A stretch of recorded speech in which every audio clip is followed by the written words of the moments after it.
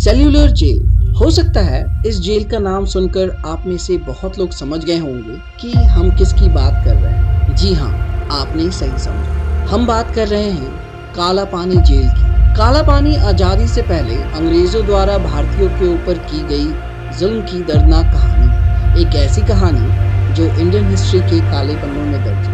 आज हम आपको अपनी इस वीडियो में उस कहानी की एक झलक दिखाने की कोशिश करेंगे। इस पीपल के पेड़ ने इस जेल को बनते अंग्रेजों का अत्याचार सब कुछ देख लिया।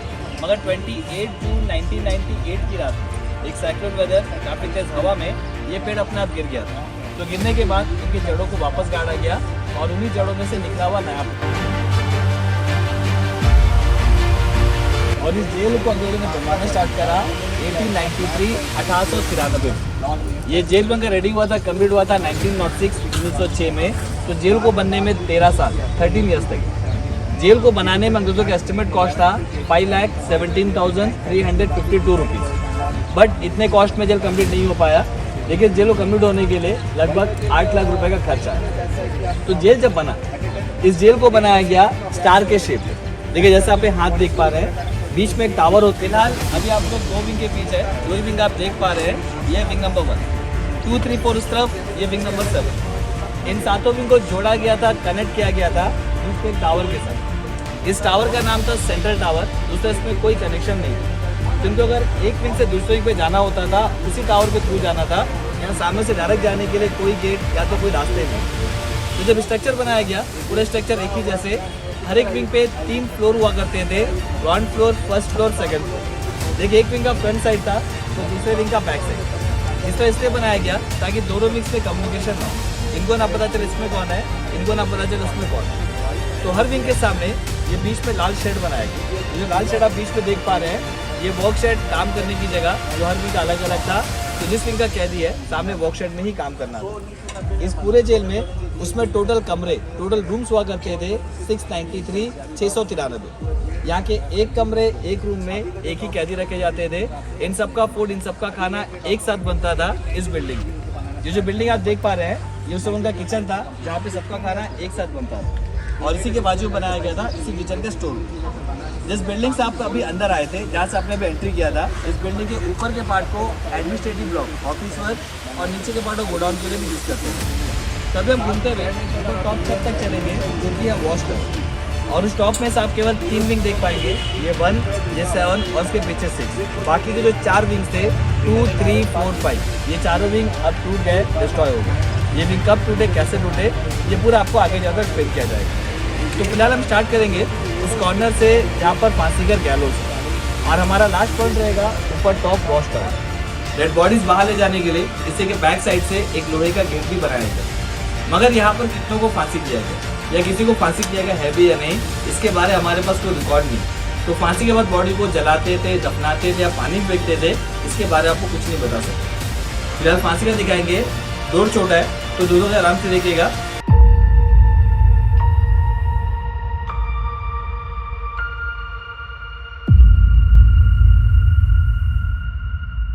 इसी तरह ये जो शेड आप देख पा रहे हैं, ये वर्क शेड, काम करने की जगह।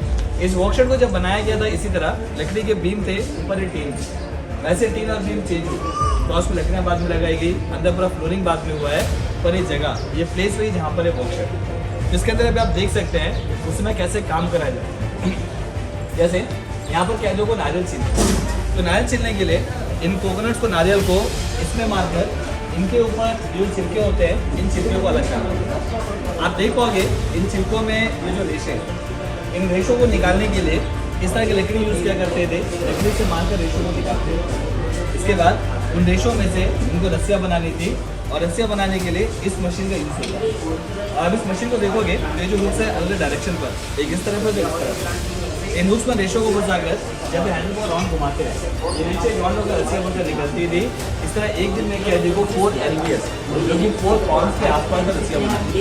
वैसे जो मशीन आप देख रहे हैं, ये लोहे का बना उस समय का ओरिजिनल मशीन। इसके बाद इसमें तेल निकालना। इस मशीन को बोला जाता है क्रूड हनी ऑयल। ये जो ऑयल मिल है, इसमें जब मैं कैदियों को 40 पाउंड 40 पाउंड तेल निकालना था, 30 pound coconut oil, 10 pound mustard oil. तो तेल निकालने के ड्राई कोकोनट इस पॉट पे डालते हैं। और जब ये हैंडल को राउंड घुमाते थे, नारियल पिसने के बाद तेल साइड के पाइप से बाहर आता था। इन्हें एक पतला तावल पर किसी तरह बांधते थे और बांधने के बाद इनको इस तरह के कोड़ों से या ब्लेड से मारा जाता था। ये जो मारने वाले जल्लाद है, इसे जमादार बोला जाता था, जो कि एक इंडियन था। एक इंडियन ही दूसरे इंडियन को पनिशमेंट देता था। तो जब ये जमादार इसे मारता है, इनके बैक साइड बॉटम पर ही मारना था, क्योंकि ज़्यादा तकलीफ होता है। बाद में कहती बैठ पाएगा ना सो पाएगा। तो मारते वक्त अपने पैरों को लकड़ी से, कमर को बेल्ट से और हाथों को चेन से बॉक्स करते थे। वो इसलिए कई जगह से मारो कुछ भी ना। साथ ही पैसे या बॉक्स शर्ट के अंदर नहीं, बाहर देते, ताकि जब उनको बाहर बांध कर मारे, इस वॉक शेड और सामने बीम वाले ये सारे लोग बांध कर देख सके, आवाज़ को सुन सके। इसी तरह यहाँ पर कॉर्नर पे एक पनिशमेंट ड्रेस दिखाया गया है। तो ये पनिशमेंट ड्रेस ऐसे लोग के लिए होता था, यहाँ पर आपस से बात करते या आगे जो बहस करने पकड़े जाते।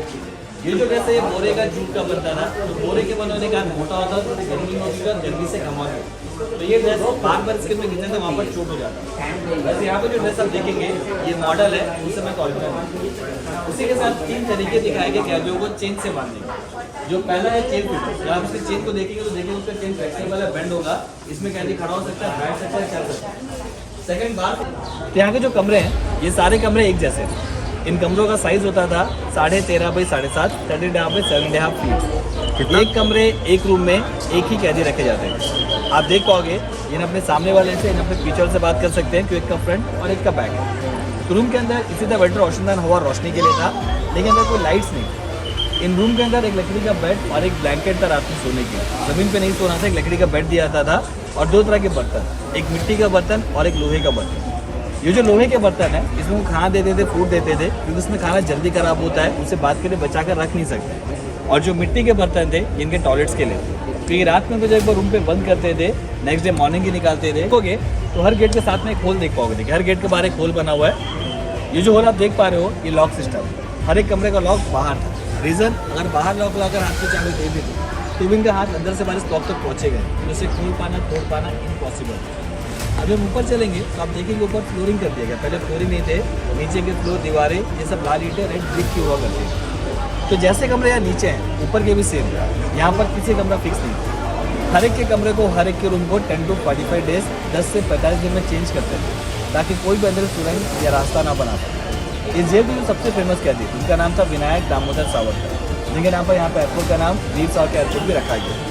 एक ऐसे फ्रीडम फाइटर जिनको एक ही बार में 2 आजीवन कारावास, 25 टोटल 50 ईयर्स के इम्प्रिजनमेंट था। उनका पेंशन पीरियड था 1910 to 1960। इन 50 ईयर्स में 10 ईयर्स इस जेल में रखे, 1911 to 1921। और इन 10 ईयर्स में लास्ट के 3 ईयर्स ऊपर फ्लोर के लास्ट रूम, आखिरी कमरे में रखे गए। रीज़न, वो कमरा कॉर्नर पे है, कोने में है, तो आप एक एक्स्ट्रा गेट लगता था। नॉर्मल गेट जो मैंने भी आपको बताया था, बरामदे में एक अलग से गेट। साथ ही बाद जेल के सारे पनिशमेंट, इंक्लूडिंग वो नीचे का फांसी का गैलोज भी दिखता था, और इनको दिखाते थे मेंटली टॉर्चर करने के लिए। तो यही रीज़न है सावरकर को उस रूम पर रखने के। वैसे वो रूम, बाकी रूम सब सेम। वैसे 1921 सावरकर जो है शिफ्ट करके महाराष्ट्र के रत्नागिरी जेल ले गए, जहाँ को 1924 तक रखा गया। और 1924 को रिलीज़ किया गया, और कुछ कंडीशंस के साथ कि नेक्स्ट टाइम तो किसी पॉलिटिकल एक्टिविटीज़ में हिस्सा नहीं लेंगे। उनका डेथ आफ्टर इंडिपेंडेंस 1966 उनके अपने घर में हुआ है। उनको फांसी वगैरह कुछ नहीं। तो सावरकर जी के बारे में काफ़ी लोग सोचते हैं कि उस जेल से भाग गए। हमारे पास जो रिकॉर्ड है, जेल से ना कभी कोई भागो, ना कभी किसी ट्राई किया। एक्चुअली सावरकर जी को इंग्लैंड में अरेस्ट किया गया था। इंग्लैंड में रहकर वो बैरिस्टर कोर्स कर रहे थे। तो जब उनको इंग्लैंड से इंडिया वापस ला रहे थे, वो फ्रांस के पास शिप से कूदकर तैरते हुए भागे। उस शिप का नाम था SS Morris team service port. Morris ship से कूदे और तैरते हुए फ्रांस के मार्शल हार्बर तक चले गए, जहाँ पर उनको वापस अरेस्ट किया गया, फिर यहाँ पे लाया गया। तो लाने के बाद नहीं, लाने से पहले वो भागे। उन्हीं का रूम ऊपर का लास्ट है। बाकी हर फ्रीडम फाइटर को रूम को 10 to 45 डेज में चेंज करते थे। इंडियन गवर्नमेंट बाकी किसी को यहाँ पर आइडेंटिफाई नहीं कर पाए। लेकिन हम जब छत पर जाएंगे, वहाँ से आपको 3 विंग देख पाएंगे, 1, 7 और उसके बैक साइड पर 6। तो बाकी के जो विंग्स थे, बाकी जो 4 विंग्स थे, वो जो टूटे। लेकिन 1941 यहाँ पर एक बहुत बड़ा भूकंप आया था, अर्थक्वेक। इस भूकंप में 4 विंग्स गिरे नहीं, मगर उसमें कुछ क्रैक्स आए। इसके बाद ड्यूरिंग सेकेंड वर्ल्ड वॉर 1942 यहाँ पे जापानीज आ गए थे। तो 42 से 45 3 साल आइलैंड जापानीज के अंडर में भी रहे। तो जापानीज जब यहाँ पर आए, उनको अपने घर और बंकर्स के लिए ईंटों का ब्रिक का ज़रूरत था। तो कुछ विंग्स में ईंटों को ब्रिक को निकाला गया। और जब ये आइलैंड इंडियन गवर्नमेंट के अंडर में आया, उन 4 विंग से कुछ पार्ट बचे हुए थे, मगर खंडर जो कभी भी गिर सकते थे। तो गवर्नमेंट ने मुझे वो साफ करा कर नए बिल्डिंग्स बनवा दिए। तो टॉप में से यहाँ पर आप 3 विंग देख पाओगे, और उसके साथ नए बिल्डिंग जो गवर्नमेंट हॉस्पिटल है, नाम है जीवंत हॉस्पिटल, गोविंद वल्लभ पंत हॉस्पिटल। देखिए आज़ादी के बाद इंडियन गवर्नमेंट जब यहाँ पर आई तो यहाँ पर कोई लोकल जेल नहीं था, तो आज़ादी के बाद भी इंडियन गवर्नमेंट ने इस जेल को यूज़ किया था यहाँ के लोकल जेल के जैसे, यहाँ के डिस्ट्रिक्ट जेल के जैसे। इसके बाद 11 फरवरी 1979 इसे नेशनल मेमोरियल डिक्लेयर कर दिया गया और उसके बाद यहाँ पर कैदियों को रखना बंद कर दिया। तो अब एक नेशनल मेमोरियल है केवल टूरिस्ट लोग घूमने के लिए और कोई कैदी अब यहाँ पर नहीं रखे जाते। तो अभी हम चलेंगे उस टावर के नीचे जहाँ पर आपको विंग से टावर कनेक्शन के बारे में, ऊपर छत के बारे में बताया जाएगा। तो अभी हम जब इसके अंदर जाएंगे, आप जब ऊपर चलोगे, ऊपर जाने के लिए सीढ़ियाँ बनाई गई। ये जो सीढ़ियाँ हैं ये हर विंग के अंदर से होती थी, एक फ्लोर से दूसरे फ्लोर पर जाने की। एक्चुअली ये जो सीढ़ियाँ हैं हर फ्लोर को कनेक्ट करती थी, हर विंग के अंदर ये सीढ़ियाँ थी। टावर केवल 7 विंग को कनेक्ट करने के लिए बनाया गया था, एक फ्लोर दूसरे फ्लोर पर जाने के लिए सीढ़ियाँ थी, वहीं सब ऊपर जाते। ऊपर जाने के बाद पहले आपको ऊपर रूम दिखाया जाएगा। रूम देखने के बाद जैसे आप देखोगे जो पहला कमरा उस पर गेट का साइज़ बड़ा है, हर एक फ्लोर का पहला कमरा डबल गेट है, गेट का साइज़ बड़ा है। वो कमरा बना था गार्ड्स के, उन गार्ड्स का काम था जब सारे कैदी फ्लोर पे बंद किए जाते हैं पूरे फ्लोर को वॉच करना, क्योंकि यहाँ रास्ता वहीं से होता है। तो एक गार्ड काफ़ी था पूरे एक फ्लोर को वॉच करने का। इसके बाद इस तरह के होते थे कैदी। तो रूम देखने के बाद जैसे आप टावर पर एंटर करोगे, आप देखोगे विंग्स टावर के बीच में जो कनेक्शन है वुडन प्लेटफॉर्म, लकड़ी के प्लेटफॉर्म है। तो कनेक्शन पहले भी लकड़ी के थे मगर फिक्स नहीं।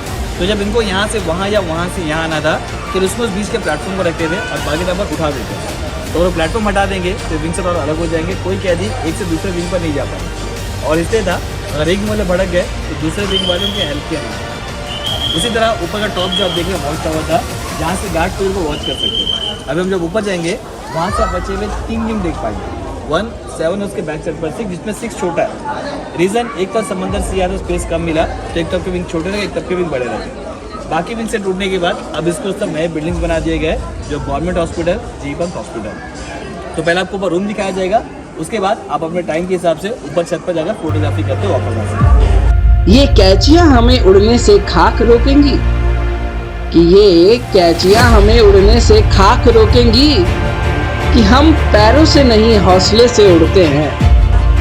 कुछ ऐसे ही जोश वाले भारत के वीरों की कहानी इन दीवारों ने देखी है। अगर आपको मौका मिले तो एक बार जरूर देखें। मिलते हैं हमारे किसी और वीडियो में, तब तक के लिए सी यू, टाटा, बाय बाय।